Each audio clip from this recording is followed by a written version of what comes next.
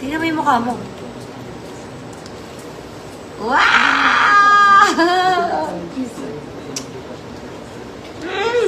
Sa akin na po, yan or sa inyo? Tako mo? Ay, ako. No! Sino ako? Me! Because I always eat that. Kanina yung Tera. Sa'yo. Sa akin na lang yan? Yes. I need... Can you say thank you naman sa mga KKK family? Yes, say thank you. Thank you, KKK family. Thank you sa panonood mo ng mga videos po namin. Thank you sa Thank you. pagnonood ng videos namin. At sa pagbili ng mga binibenta po namin. At sa binibili po ng binabenta namin. 2,000 ito yung jacket. 2,000. Katie. Ito. We love her so much. She's such a Tapos yung 5,000. ball of joy.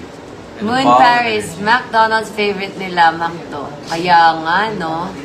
Sana nga. Ito, yung 5,000 na hindi natin nalagay. Para free na lang yung Macdo. Char! Ito. Tapos ito. Ayan. Tapos yung sa inyo. Thank you so much! Ay, 2,000. Sa dalawa. Follow niyo po ako sa aking So, yung Red app, 5,000 Katrina Halili channel. na hindi pa natin. And sa kanyang Red app, Chris Lawrence Official. True. True. Kanina naganap na po yung pumunta si Mr. B sa bahay. Tapos, pumunta doon yung Vintage Vintage Hub Manila. Hub Manila. Vintage Hub MNL. True. Nagsukat na sila sa bahay.